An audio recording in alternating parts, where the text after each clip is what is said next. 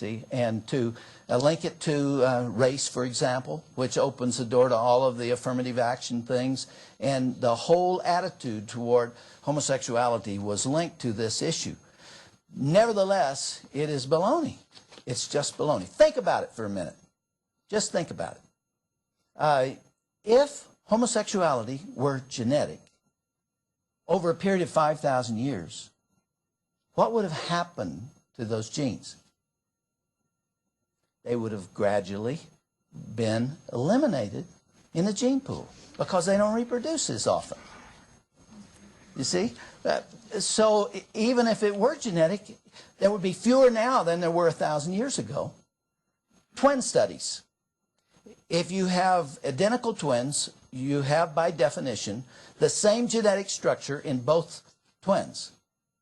Then it must stand to reason if homosexuality is biological in nature, if it is genetic, then if one has it, the other one has to have it. But it is not that way. Only about 50% are, which is explained through environmental factors. And also, if it were biological, you would not have epidemics that occur. See, you would have a constancy of homosexuality across time and cultures. And yet, as we know, there are times when homosexuality flourishes, such as in Sodom and Gomorrah's time, or ancient Greece, or as the Apostle Paul wrote about in Romans 1, a time in Rome when men and women burned with lust for each other. See, there are times when it flourishes. And you wouldn't have that if it were genetic. And finally, if it were genetic, then it would be immutable, unchanging. You would not be able to treat it. No one could ever come out of homosexuality. And it would be sealed from birth, which is what they try to tell us. The truth of the matter is there are tens of thousands of people who have come out of homosexuality. And they're all over. There are more than 1,000 who are being treated at any given time for homosexuality. They don't all change. It's not easy to change. I don't want to imply that it's just a simple thing. You just decide you're not going to be homosexual anymore. No, there are deeply rooted factors that account for this, and they are tough to whip. They're really tough, and it's a whole lot better to do it early. And that's what we're here to talk about. Now, I said there are tens of thousands who have come out, and I want you to meet two of them. And I'm very honored to have them here. First, I want you to hear from John Paulk, who is our manager of homosexuality and gender department.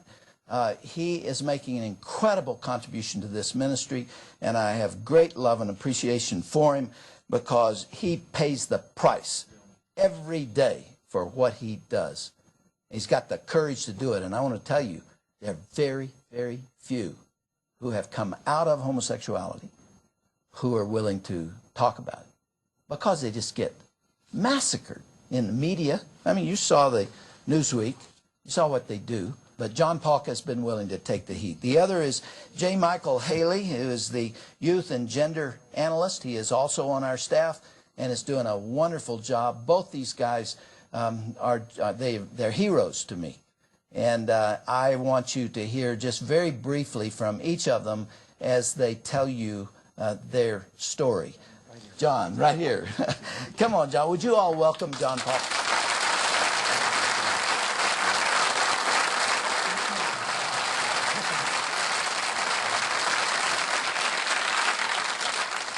Well, thank you. It's a real honor to be here and speak to you today. And I wish that we were talking about a more pleasant subject. One of the things that our staff does here at Focus is minister to parents who have children suffering with homosexuality in Christian families. Just as a matter of fact, just this morning as I arrived at work, I found out that a woman who came to assist us on our staff because she was very concerned about her first cousin's lesbianism. She came to learn about homosexuality so she could take the message of hope to her cousin. We found out just today that her cousin took her life yesterday at the age of 23.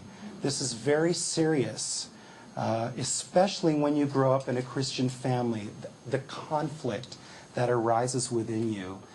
And so it is something that we do need to talk about. I'm so glad that the Ministry of Focus on the Family is actually one of the very few Christian organizations that have the courage to deal with this.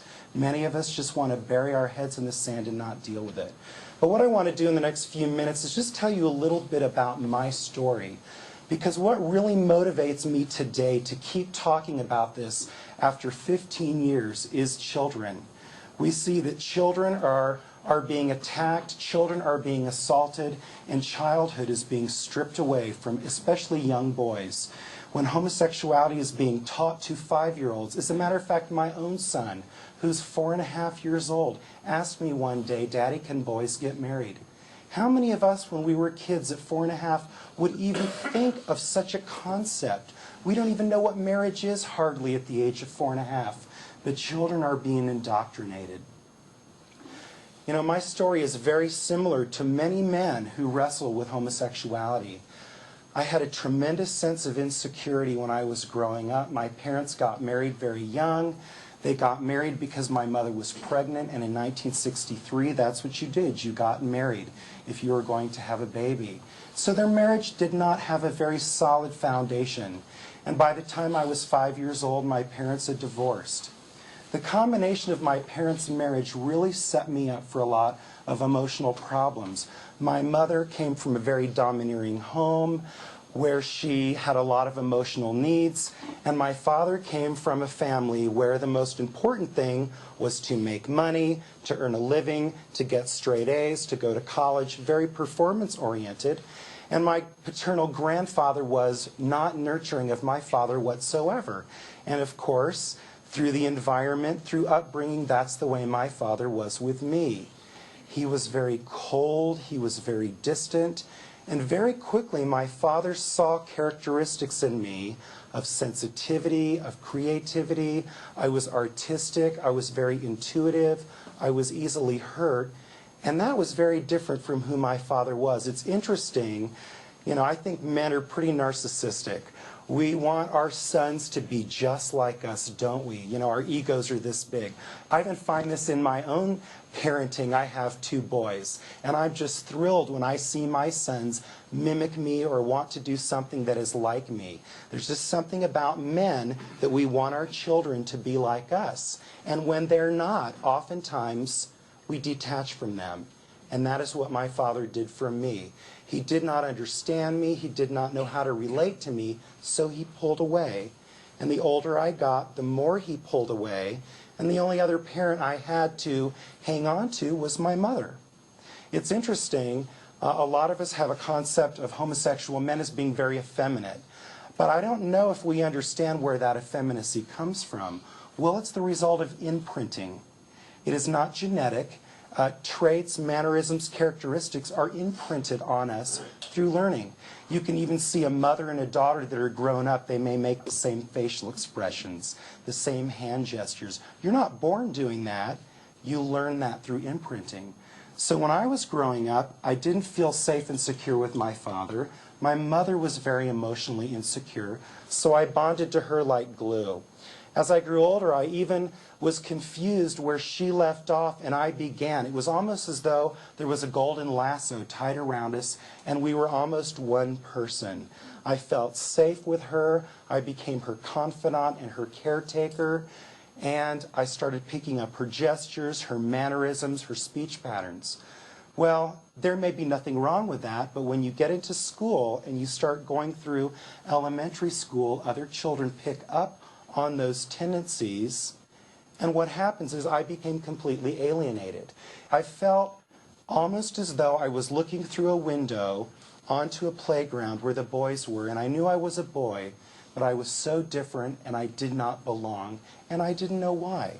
You know, a lot of homosexual people will tell you, well, I've been gay all my life.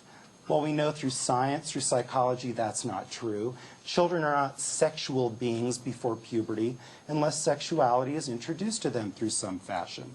But we are gender-based, and we bond to those that we are the most alike. That's part of what creates our gender identity, which develops into sexuality once we go through puberty and get older. But that wasn't happening for me. I was afraid of boys. I was not rough and tumble. I felt very insecure. And on this continued until the senior years of high school. That profound feeling of difference, of alienation, was very confusing. I didn't know what was going on. I had a dream in the back of my mind of growing up, getting married, having a family, just like everybody else. But also by the time I was a senior in high school, my mother and father both had been divorced and married 3 times to other people. So I had a tremendous insecurity that men would always walk out. So on my 18th birthday, a group of friends took me to a gay bar and I was seduced into homosexuality.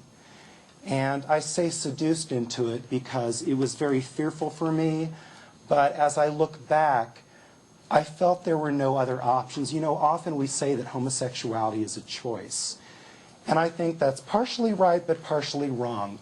As people are developing, they do not choose their feelings. As a matter of fact, many try to reject these feelings, especially if they grow up with Christian values. They try to reject them, they know they're wrong, they put them off. Now that wasn't my case, but who wants to feel different from everybody else? At the same time, you know there is something innately wrong about this kind of behavior. And so we know there is a conflict. But I felt I had no choice. I was ushered into homosexuality, and as time went by and years ensued, I became very addicted to this way of life. I just spiraled down into behaviors that would never even be appropriate for me to mention to you. I became a male prostitute for a period of time. I was a very promiscuous homosexual man because this is the way gay life was. This was not unusual. I was actually more chaste than most of my friends in homosexuality. By the time I was 24, I felt very desperate. I was so lonely. I was alienated. My family didn't understand what was going on. I would come home from these bars. I would basically cry myself to sleep, and the cry of my heart was, isn't there some man who won't walk out on me? All these 24 years of feeling rejected by men, of feeling lonely, of feeling alienated. I had a tremendous fear of straight men, always feeling less than. And so when we look at homosexuals, we have to have compassion. You know, I think we get repelled by the expression of their behavior when we see it on TV. But underneath that manifestation is a profound sense of hurt, of loneliness, of alienation, of feeling different, of feeling isolated. Really, homosexuality is very easily explained. And it has so much to do with the gender identity development that is arrested, that doesn't take place. I tried to take my life when I was 24, not because I wanted to die, but I wanted to be rescued. I wanted someone to reach into my life and change it and make it better. And it was at this time when a couple befriended me as I was going to college, and we developed a long-term relationship. And one thing led to another, and Christ was introduced to me. I moved from my home in Ohio all the way to California, this was in 1987, to find help to come out of this. And as the years went by and I began the very difficult struggle out of homosexuality with all these feelings, clearly understanding at this point that I was not born or made this way, that sometimes I would be so tempted to go back to homosexuality. The only thing that would keep me from it was that I knew beyond the shadow of a doubt that the Bible was true. I just knew it was true. No matter what my feelings told me, my feelings were wrong and they lied to me. But God would never lie. And I knew if I just hung on and worked through this pain, that things would change. Well, they did. And that's the good news. Slowly, things were changing. I was becoming a whole man. I was befriended by many of the men in our church. I was feeling as a whole person. And finally, when I would look at women, I didn't feel like I was one of them, but I felt different from them. It was this wall that was between us that I wanted to break through. And, you know, I have the unique opportunity of going through puberty at the age of 29.